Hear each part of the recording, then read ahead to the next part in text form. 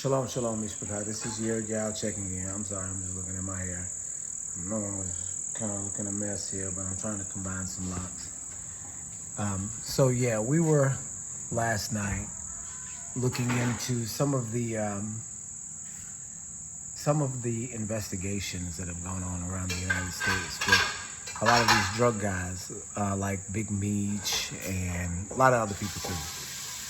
But specifically, and this is, you know, research for American Jew Part 4, where we're going to have to go into all the stuff that's going on now with the drugs and the gangs and all the stuff that's happening. But in doing this research, and at the same time also being, historical as well, you come across a lot of different things. And one of the things that we came across last night, or last night and today, was this white woman who is a young white woman and for the past 20 or so years has been profiting off of the culture. And not only profiting off of the culture, but also undermining the culture at the same time, right? So it's well known that in the early 90s and, all the way up into the internet era, that magazines were, used to steer the population, or used to, advertise and do everything else. So you had a few magazines that were, especially in the hip hop culture, known to fuel the culture. You had Double XL, you had the Source magazine, and then there was some more. But apparently there was another one called Ozone, right? And this is one I guess I've halfway heard of, but not all the way. So because I can barely remember there being an Ozone magazine, but it wasn't one that I was familiar with or had ever read or anything like that. Come to find out, it's launched by this white woman, right, out of Orlando, and became, I guess, in the South, one of the premier magazines that would break artists and define the culture. So this person, who's a photographer, journalist, was also talking about the death of Pimp C, about how it being more than likely a murder, right? The conspiracy surrounding the death of Pimp C. And that's really what got us onto her. But, as me and my wife are sitting there listening to her talk, and her speaking derogatory about the other magazines and the other magazine creators like Benzino, we're thinking, dang, this is crazy that you're able to insert yourself into the culture in such a way that you would have now the authority to speak down on someone else that was actually in and from the culture, raised in the culture. Do you see what I'm saying? This is the only, don't nobody else do that, right? People take their culture seriously. Our culture is up for sale, right? Our culture, the most, profitable culture and the most profitable culture creators that we've seen is for sale to anybody, right? And I suppose that's about how it goes biblically, because we were very willing to give our culture up, at the drop of a dime. At the first hint of struggle, we were ready to give it up, or at the first hint of ease, ready to give our culture up. But yeah, that's how it is reflected in the modern day, that you have the ability as, another nation to insert yourself into the culture and then profit off of it to the extent that, now you own the culture. Do you see what I mean? And since you own it, you can steer it in the direction that you want it to go.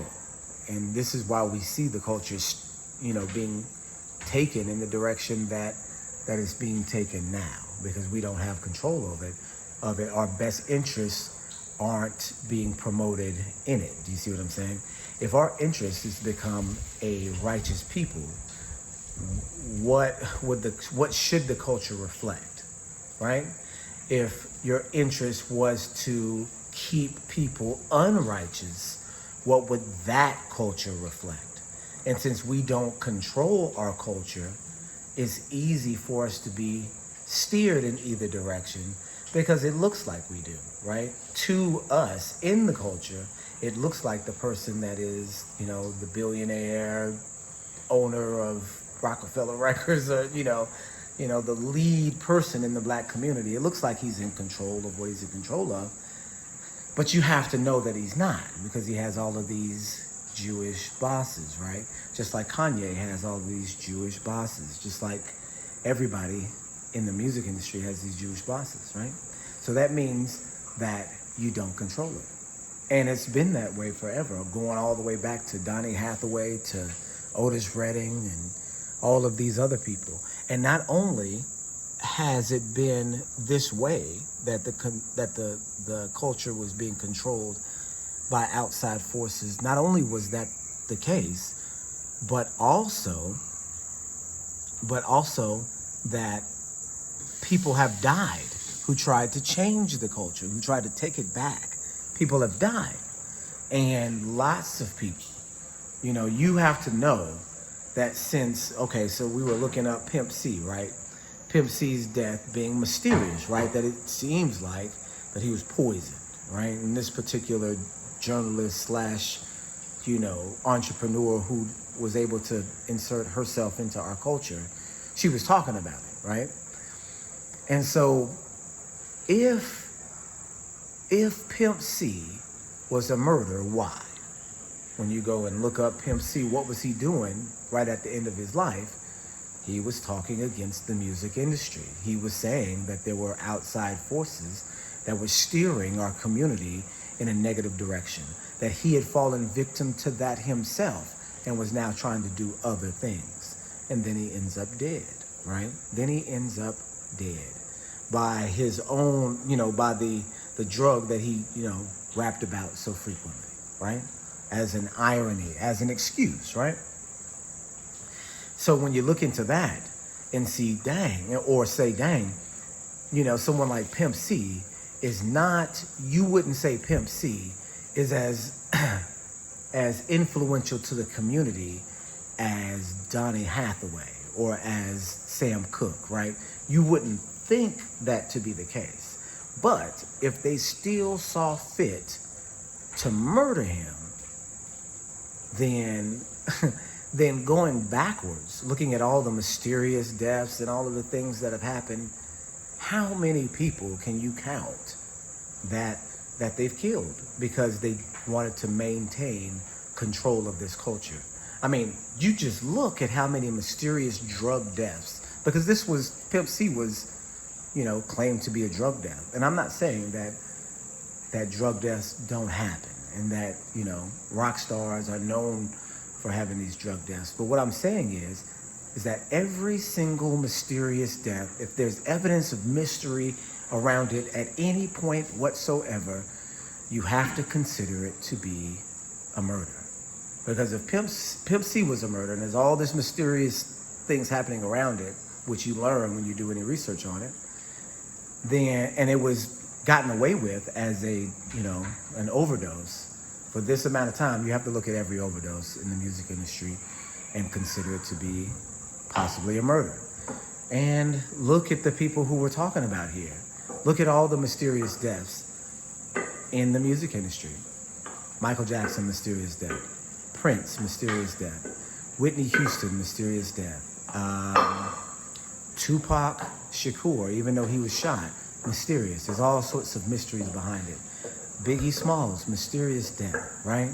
Eazy-E, mysterious death. And you're just looking at one section, of the community. You got, going back generations, Sam Cooke, mysterious death.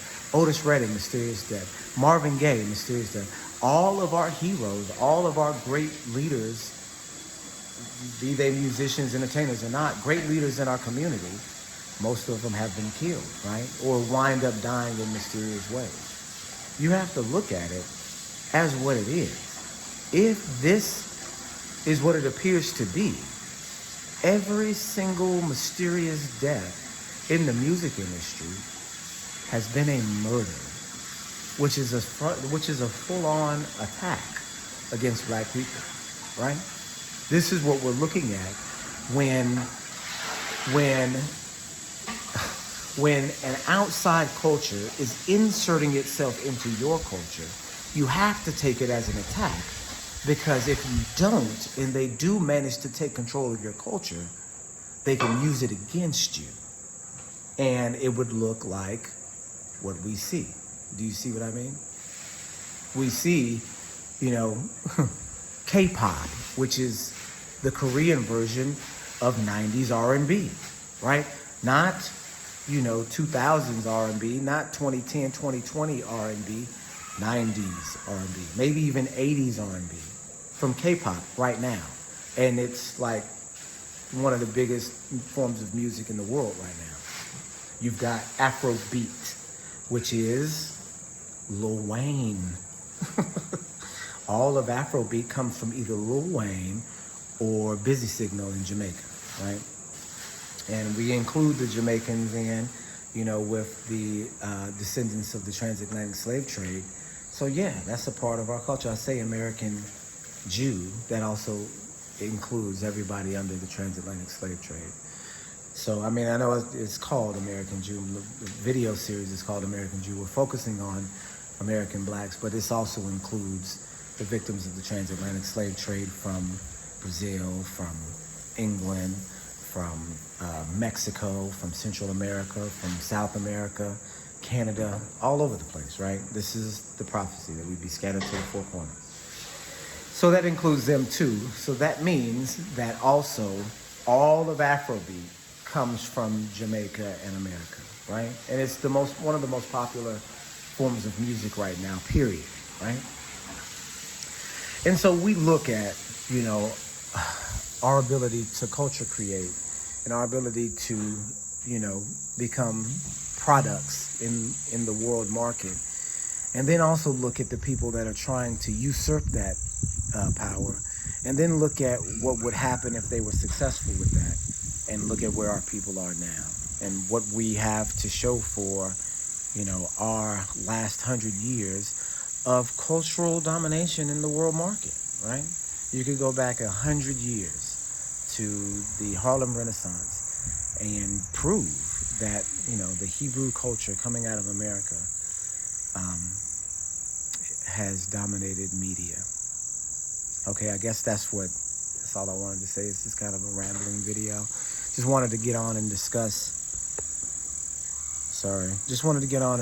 some of the ramifications of what you see in society today.